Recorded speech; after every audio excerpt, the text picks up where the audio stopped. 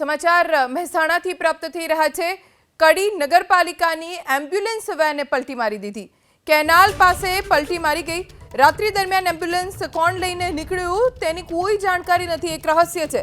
અકસ્માતગ્રસ્ત ambulance રાત્રે કડી નગરપાલિકાના પાર્કિંગમાં પડી હતી। એમ્બ્યુલન્સ વેન કોણ લઈને નીકળ્યું તે અંગે નગરપાલિકાને પણ કોઈ જાણકારી નથી પડી। રાત્રિ દરમિયાન કેનાલ પર કેવી રીતે પહોંચી એમ્બ્યુલન્સ એ પણ એક સવાલ છે। હજી થોડા મહિના પહેલા જ આ નવી એમ્બ્યુલન્સ ફાળવવામાં આવી હતી અને એમ્બ્યુલન્સનો અકસ્માત થયો છે। એમ્બ્યુલન્સ કોણ લઈને નીકળ્યું, અકસ્માત કોણે સર્જ્યો, કોઈ જ જાણકારી। આ એક રહસ્ય છે। નગરપાલિકાના અધિકારીઓ પણ તેનાથી અજાણ છે। ક્યાંય કોઈ પુરાવા નથી મળ્યા અને હવે સમગ્ર મામલે તપાસ થઈ રહ્યું છે। બેદરકારી એટલા માટે કેમ કે આખી એમ્બ્યુલન્સ કોઈ લઈને જતું રહે છે અને કોઈને ખબર પણ નથી પડતી। કડી નગરપાલિકાની એમ્બ્યુલન્સ વેને પલટી મારી દીધી। કેનાલ પાસે પલટી મારી ગઈ। રાત્રિ દરમિયાન એમ્બ્યુલન્સ કોણ લઈને નીકળ્યું તેની કોઈ જાણકારી નથી। એક રહસ્ય છે। અકસ્માતગ્રસ્ત એમ્બ્યુલન્સ રાત્રે કડી નગરપાલિકાના પાર્કિંગમાં પડી હતી।